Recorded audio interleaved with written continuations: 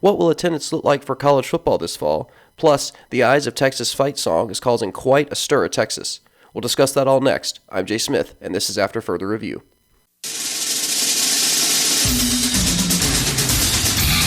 And now, after further review, a Clemson student's perspective on sports. There's a personal foul on number 99 of the defense.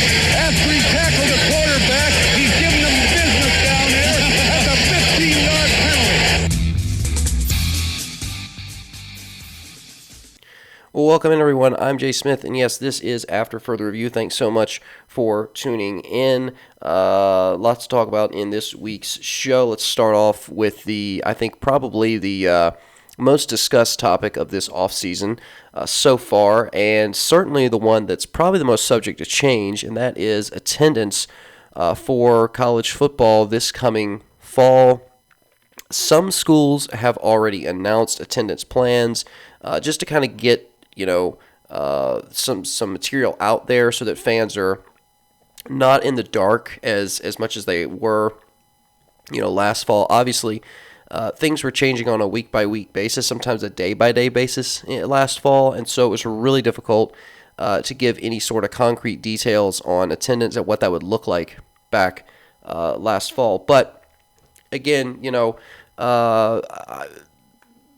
back in October, November of this past season, we were already seeing several reports about what attendance would look like in the fall of 2021. A lot of articles that I saw is that, you should not expect any full stadiums. Your attendance is still going to be limited pretty significantly.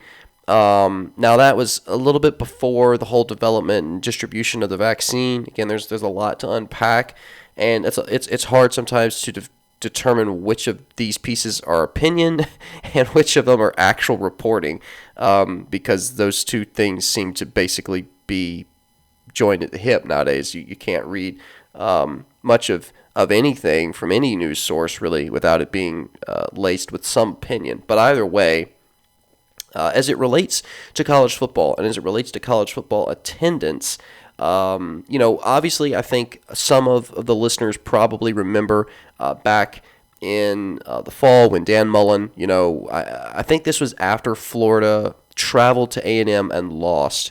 And it was the press conference after the game where Dan Mullen kind of went off on, wanting to pack the swamp, and there were a ton of people. Because Texas A&M limited their capacity to 25% in the fall of 2020. But for their size stadium, that still equated to a little over 24,000 people, which is by no means a huge crowd. But compared to some of the other schools, it was significantly more in terms of just numbers. So, and then you had Florida Governor Ron DeSantis, who had said that stadiums can be filled to capacity, but then the University of Florida officials said that they're going to continue to adhere to the CDC guidelines. So you had this little back and forth between the political leaders of Florida and the administrators within the University of Florida. Had some medical professionals chime in. It was a whole stink for about a week with Dan Mullen talking about packing the swamp. I think at the time, those were the wrong comments to make. I mean, obviously, he was frustrated because he felt like, why is A&M allowed to put so many people in their stadium when we can't? And I think, there's certainly there's legitimacy to that complaint. There's legitimacy to that complaint. However, as has basically been the case throughout this entire pandemic, it's been a state-by-state handled basis. There's really been not a lot of national consistency, and so that at the time, it didn't really. It was an ill-timed comment. I don't think it was appropriate with where everything was, but. These articles were written 11 months before, the 2021 season was going to take place. And obviously we're 4 or 5 months removed from these articles and this whole controversy with Dan Mullen. So we have a little bit better perspective on things. And now with the distribution and the rollout of the vaccine, we've seen States like Texas, Mississippi, Florida announced that the mask mandate is no longer in effect. Businesses can reopen 100%. There's no restrictions that are state imposed. And, whether or not you agree with that decision, the point I'm making is that we have, we've come from where we were, right, 4 or 5 months ago. Like, there has been progress in terms of, how the vaccine's been handled and how, states are handling things. So we have a better perspective on what attendance is going to look like in the fall than someone who was looking at it 4 or 5 months ago, obviously, right? I mean, that makes sense. But, it's still going to be challenging for these schools that have announced attendance plans, full capacity attendance plans. We'll get to those schools in a second. But it's still going to be challenging because, a lot of people, especially in the SEC realm, even some of the ACC realm, and I know the Big 12 realm, they were pretty. And you got to rope the Big Ten in there too, right? The Big Ten definitely did not handle this well. I'm not going to include the Pac-12 in the discussion because I don't think they were really ever a part. I mean, they're never really part of the playoff, and they're not even really. It's almost like they're trying to detach themselves from the Power Five. Really, some of the moves by the Pac-12 in the last few years have been really head-scratching, and I'm not sure how the conference is going to be able to recover from their decisions, that they've made. Either way, though, a lot of people were upset with the way that things were handled and communicated. But getting out in front of this, if you're one of these schools, you're saying, hey, listen, we're planning to do full. We're gonna provide a full game day experience. That's the full stadium, tailgating, band, all that kind of stuff. It sounds good, certainly. It's going to get people excited, certainly. I think you're going to see, in areas that allow it, I think you're going to see an increase in attendance. Not from last year, right? Because obviously it's going to go up from this past year. I mean, this will be the only year in college football history where every school that plays is probably going to have an increase in attendance compared to last year. I'm talking about the last normal year that we had, which was 2019. I think you might see a lot of schools actually surpass those attendance numbers. And I've talked about it on the show several times. The last 5, 6, 7 years, college football attendance across the board has gone down. Okay, across the board. It is a problem that affects every conference. It affects big teams, small teams, great teams, bad teams. It doesn't matter. This is an issue that affects everybody, kind of like COVID, I guess, right? But either way, announcing these plans certainly is going to make the fans excited. It's going to make them happy. They're wanting to get back into the stadiums. But if these schools have to end up walking back some of these announcements, it is going to draw a lot of ire, I think, out of their fan bases. And again, the best case scenario right now, in my opinion, this is my opinion here, the best case scenario is every game gets played. Every game gets played. I'm not really here to attendance would be cool, right? That'd be awesome if we could fit, say, 50%. Say 50% we could fit in and we play every game. I take that any day of the week.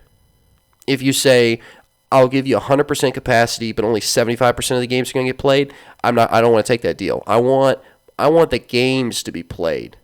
I don't really care if stadium's full. And some people might disagree, but I personally, I'm way more invested in the games being able to be played safely. And if that means that fewer people can go to the games, then just do it that way. Like, what's the point of hosting an event if it's full capacity and then you have to cancel 2 games? Like you're actually, and again, I'm just doing math in my head here, but then you'd almost not, you would have less people attend, right? Then because you'd have 2 more opportunities to fill a stadium to 75% or 50%, whatever. So that's kind of one side of this conundrum, but I understand as anybody who has any, a sense of awareness understands, college athletic departments are just killing for a healthy college football season. I mean, it almost decimated a lot of these programs, and I don't just mean football. Okay, your track and field, your golf teams, your tennis teams, your rowing teams. All those teams that don't make any money and will never make any money, that rely on football to exist, they're hurting just as much as these other big, football programs are. And it's hurting people across the athletic department in terms of budget and salaries and all sorts of other things. So for the long-term health of college athletics, football needs to happen with as many fans as possible. I think that's really what it comes down to. Now, will we see some cancellations, some postponements, some, backtracking of promises? Probably so. I'd be surprised. Just, the way things are, life's not perfect. I'd be shocked if we got through the entire season in every conference. Not just Power 5. I'd be surprised if we got through the entire season in the Power 5 and didn't have a single issue with COVID. Like, whether it's players testing positive or fans or think of all the, most obvious one would be the Clemson tradition, right? Because, I went to undergrad there, so, everybody after the games always rushes, they run on the field, you gather at the Paw, it's a post-game tradition. It happens whether you win or lose. It's not really a thing that's like, oh, if we win, we do it, and we lose, we don't. No, it's every single game. People go onto the field, they walk around, they talk to the players. Sometimes a kid will get a pair of gloves. You walk up the hill, you touch the rock, you go home. It's every single time, okay? That's not going to happen. And it's not going to happen this year. Certainly didn't happen last year. It's not going to happen in 2021. It might become a thing again in 2022. Depends on whether or not students and the alumni pressure the athletic department to allow that to happen. Because the athletic department, they don't want, who in the athletic department at Clemson wants 5,000 people walking on the field? And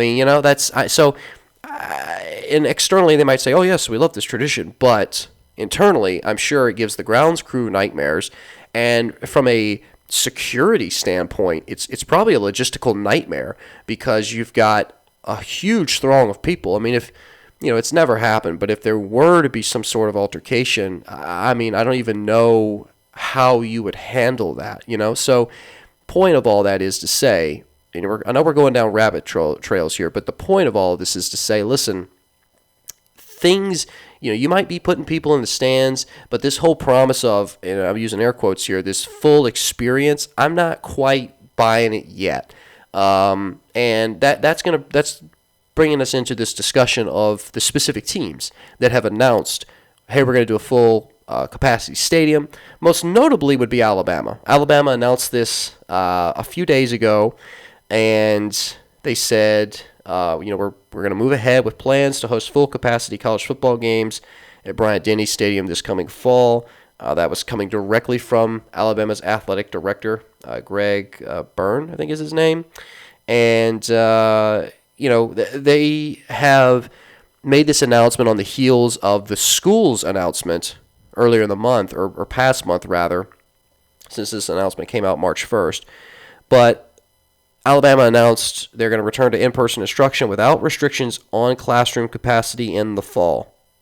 Now, they're going to continue to monitor the medical guidelines, but this, again, schools that have already announced, whether it's Alabama, Ole Miss has announced this, that they're going to return to in-person instruction this coming fall with no restrictions on classroom capacity. Some schools have not made that announcement yet, and that's it's not a right or a wrong thing. It's just the reality of the situation. The reality of the situation is that a lot of the schools that have said we're doing stuff normally in this fall, they're coming out with football attendance plans. Now, Ole Miss is a little bit different from Alabama because baseball right now is it's huge here. It's huge here. It's the second biggest sport here by far. And when football was sucking under Matt Luke, it honestly could have been one of the bigger ones. But either way, they're trying to figure out season tickets right now for baseball because so many people are trying to go to Swayze that they like football attendance plans. I'm sure are being worked on, but it's not the main issue right now. People are itching for baseball tickets, and that's their priority. But a lot of these schools are announcing plans. And Alabama last season during COVID was reduced to 20% capacity. It's going to be interesting to see because you've got a Bryant Denny. What's the capacity there? It's over 100,000, just barely. I think it's just over 100,000. But they've got 7 home games on the slate. Their home opener is September 11th against Mercer, and I'm seeing some data here from the New York Times that talks about how Alabama right now has one of the lower vaccination rates in the country. It says 13% of people in the state of Alabama have received at least one shot of any COVID-19 vaccination. So obviously that number is going to change between now and the fall, right? You're not going to see only 13% vaccinated by August, whatever. But based off of the data that's available, the officials at Alabama have felt like it's a decision that they can make, and they're going to allow full capacity games. Now, this announcement came a few days later than an announcement that came out of Texas A&M. And this is a school that we talked about at the top of the show around the whole controversy with Dan Mullen in Florida back last season. Texas A&M announced on February 25th that they are planning to host football games at full capacity for the upcoming fall season. That was announced by the athletic director for an A&M, Ross Bjork, and he said that they're going to have the full experience, full capacity. And he even said, this is a direct quote here, that we will operate at full capacity. We'll have full stadiums. We'll have the full experience. We'll have the Aggie band back on the field. We'll do all the things that we normally do. And that's the plan as it sits today is, full stadium, full season ticket allotment, 12th man student section full. People are going to be vaccinated, that kind of stuff. And so, it's going to be interesting to see, I think, how schools handle public perception, because that's something that it's not as much a issue. I'm trying to think of how to word this correctly here. I think public perception of the university is obviously different than public perception of athletics. But the bottom line, as we've discussed earlier in the show, is that athletics is hurting financially, like really, really badly. Yes, there are a lot of universities that are hurting financially really badly, but it's really hurting college athletics, especially big-time college athletics. So that's what creates a lot of this tension that we saw right between the athletic department of Florida and the administrative side of Florida. Now, who wins out in the end? That's that's part of the back and forth. But Alabama and Texas A&M seem to be on the same page from an administrative standpoint and a athletic standpoint, with again the announcement of returning to instruction in person and no classroom capacity restrictions.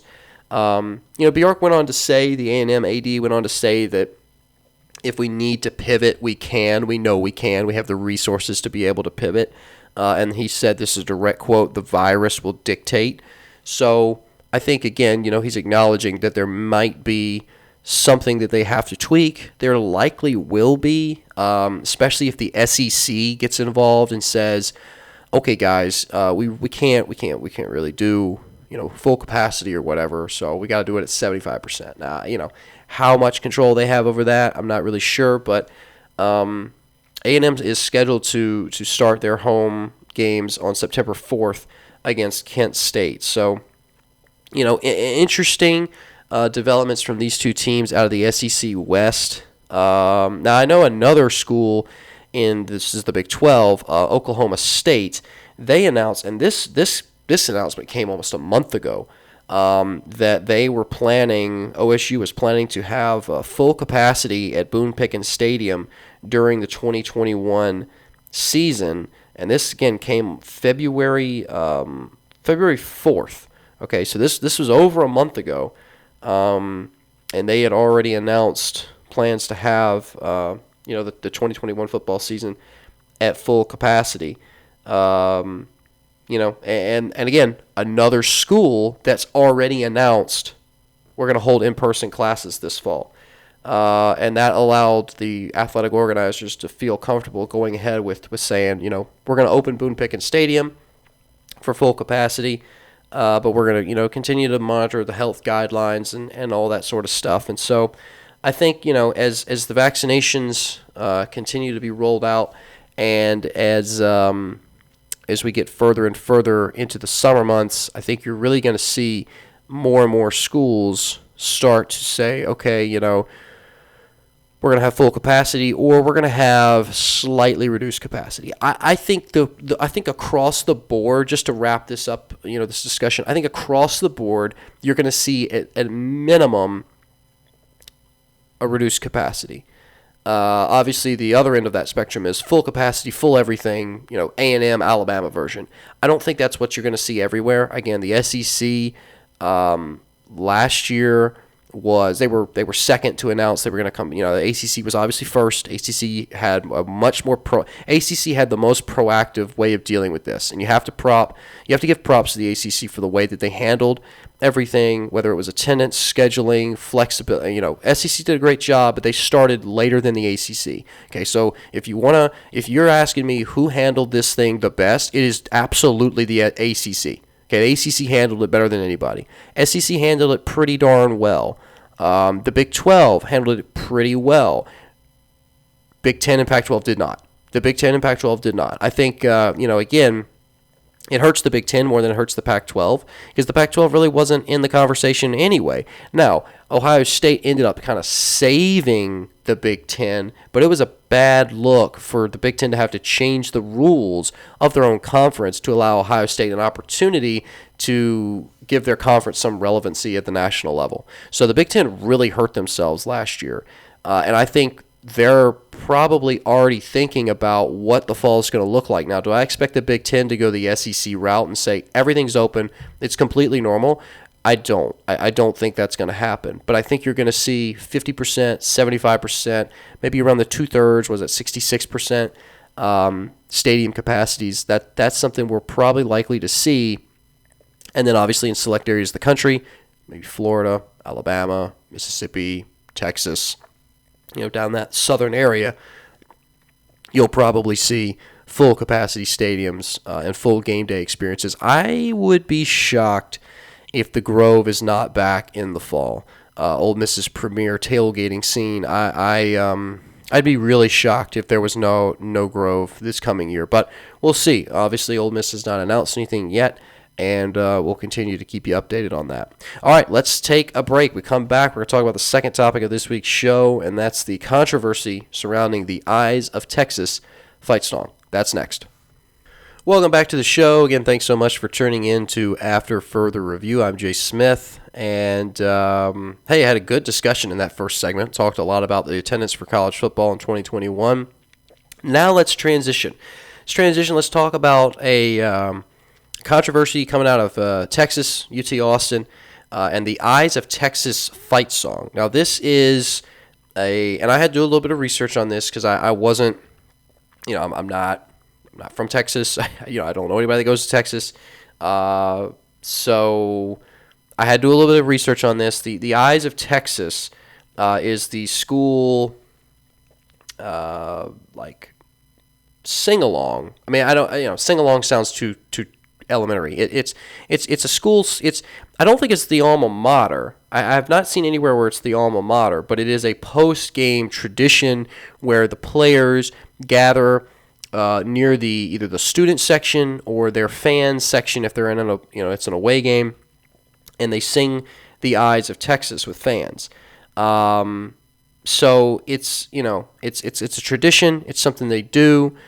Most schools have post-game traditions of some kind, and so that's really, again, they've done it for a long time. I mean, I know that it's been around for think since around the early 1900s.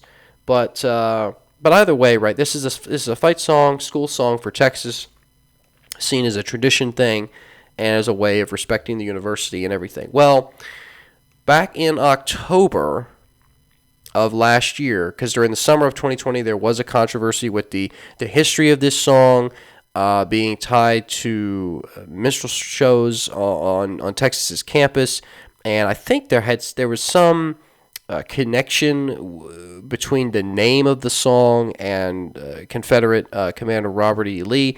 Again, I'm not totally aware of all those different connections, but there was a controversy surrounding the song. A lot of players spoke up, voiced their opposition to it. That's what we're really getting at here. And apparently there was quite a backlash from fans, alumni, big donors. And back in October, the players were told, you need to stay on the field, remain on the field for the eyes of Texas. And this came on the heels of a picture, a pretty viral picture. I remember seeing it at the time, but just not being a Texas fan, it didn't really strike me as something that was too significant. But apparently it was, because it was a picture of quarterback Sam Ehlinger, I think after their loss to, was it Baylor on October 10th? But it was a picture of Sam Ehlinger on the field by himself. Whole rest of the team had gone into the locker room, and he was out there by himself, just singing the song or whatever with fans, and that enraged some big time donors and a lot of alumni that give money to the school, and that turned into some threats from donors to rescind donations or take away money. I'm sorry, it was not Baylor, it was Oklahoma. It was the quadruple overtime loss to Oklahoma. Now, I mean, you could probably make the argument that a lot of the players were pretty upset and they were just kind of really defeated after losing in that quadruple overtime to Oklahoma. But I mean, you still, schools sing the alma mater, or they have some sort of post-game tradition, and typically the players will stick around for that. So it probably wasn't that being the sole reason, right? There was clearly a divided locker room. I mean, it pretty much explicitly laid out, okay, your quarterback is out there by himself doing the post-game tradition. No one else is there. And it raised some pretty interesting questions about the state of Texas's locker room, what kind of handle Herman had on the players, and a few months have gone by, obviously, since that, back in October, and this new report that has come out reveals a lot of alumni and school donors who sent some pretty angry emails to the school president, the athletic director, and threatened to rescind money and pull their donations if the team did not, honor the university and participate in the fight song. There was I think a couple of events or some marches on Texas's campus by players that were coordinated by players, where they called for the stopping of singing the song. And it's really been quite a little saga. I think it's been kind of insulated within UT Austin. Like it's now being talked about on a national level. Like I'm sitting here talking about it. I didn't really know anything about it 2-3 weeks ago. But it's certainly something that was pretty insulated within the program, within that local area last year, and now it's really kind of blown up, and that's been with the release of these emails. And again, a lot of people very upset with the team's seemingly lack of respect for the fight song. Now, whether or not I'm again. No Texas allegiance here. Okay, I've never been to Texas. I've never I don't know anybody that goes to Texas, and so I don't have any real allegiance here. Okay, I don't want to say I don't care, but I'm not invested like many people are, likely in this particular situation. So just from the outside, just externally looking into this, it seems to speak to a larger issue at Texas, which is there is clearly a disconnect between the people that play for the school and the people that put the money into the school, right? There's clearly there's, whatever it is, you can diagnose it on your own, but there is clearly a gap between the players and the athletes and the donors and the people that are funding a lot of these programs. So the school announced that they were going to form a committee to do research on the origins of the song, the history of the song. That is supposed to be released, I think, later, either this month or coming up soon. And then the athletic department announced, this was back last year, some diversity initiatives to rename the field to Campbell Williams Field in honor of the two Texas Heisman Trophy winners, Earl Campbell and Ricky Williams. And then a statue is going to be erected of Julius Whittier, and he was the first black football player to letter at Texas in 1970. But the school and the university have said throughout all of this, they've been very consistent on this, that the fight song would remain. And again, that there's been a lot of backlash from players and even obviously now from donors on both sides of this issue. But the song itself is still played. One of the interesting things that I got out of this report is that actually at some points last season, the Texas band could not find enough people. There were not enough band members who were willing to play the necessary instruments, so they had to play the Eyes of Texas fight song over like a loudspeaker for the players and the fans because the band wouldn't play it. I mean, it's just this is like, again, imagine your team, your school. You've got a fight song, or whatever, or something that y'all do every game that involves the band, and the players don't want to do it anymore. The band they don't even do it. They just flat out don't do it, and you have to listen to it over a loudspeaker. That's the kind of stuff we're talking about here. So I mean, again, regardless of your opinion, it certainly shows there is an issue with the culture at Texas. What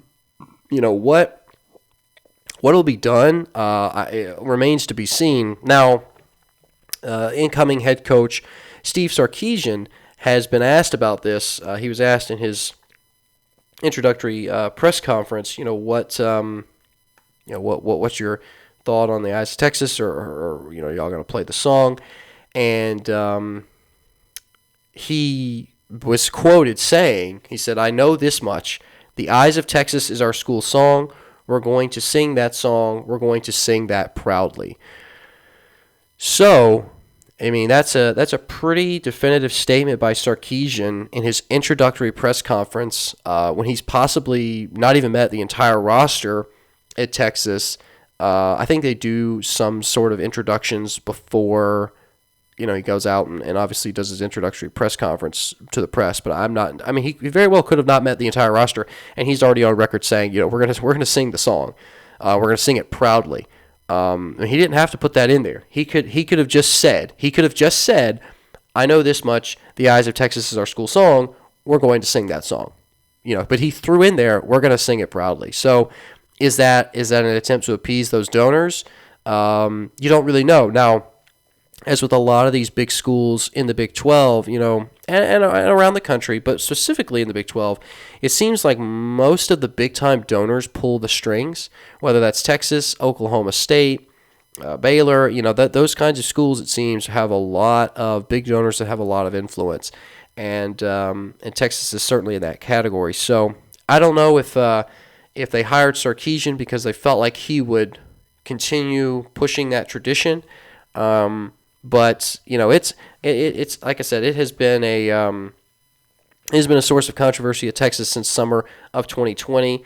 And yes, I did find in this report here as I've scrolled through that the song was first performed in the early 1900s by musicians in blackface at minstrel shows on campus. So again, obviously has some problematic origins. You can't deny that, but it remains to be seen on whether or not the school is going to continue playing the song and what players are going to do. I mean, I know that in Mississippi, right, they voted to change the state flag. Obviously, it was a flag that had remnants of the Confederate flag within it, and there was, I think, a player, I think he was a running back in Mississippi State, who said that he was not going to play anymore. He was done playing if that was going to continue to be the state flag, and so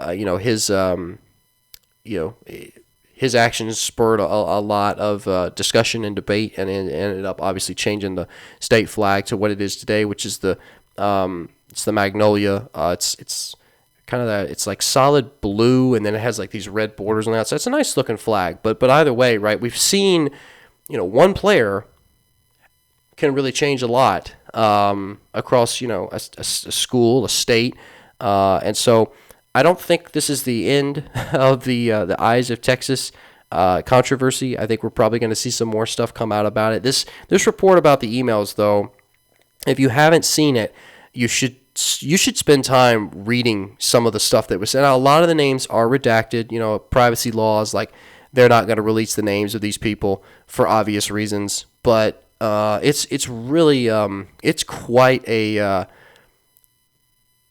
a mess. Texas is quite a mess, and I can say definitively I do not envy Steve Sarkisian for what he's getting himself into in Texas, and it'll be interesting to see how this develops throughout the rest of the offseason, and then in the 2021 season. I will certainly be paying attention to it. But either way, that's been it, though, for this edition of After Further Review. Again, thanks for tuning in. Appreciate it as always. We'll be back next week with another show. We got some good topics coming up on the slate that I think are pretty interesting that you might want to listen to. We've got we're gonna have a discussion on again. This is next week's topics for AFR. Talking about, is Ohio State really on the level of Alabama and Clemson? Obviously Alabama won the national championship this past year. Clemson was thoroughly beat down by Ohio State, but has Ohio State, have they kind of climbed into that elite top of college football category that right now for the last 5-6 years has only been Clemson and Alabama? We'll have that discussion next week, and then also talking about the year of the super senior. Everybody was given an extra year of eligibility. A lot of guys are coming back for their 5th year. Some guys their 6th year, even their 7th year. I mean, James Skalski at Clemson's probably the most obvious example. He's coming back for his 6th year at Clemson. So we'll talk about those two topics in next week's AFR. Be sure to tune in. Episodes are usually released around midday on Friday. But again, appreciate you tuning in. Have a great weekend. We'll see you back here next week. I'm Jay Smith, and this is After Further Review.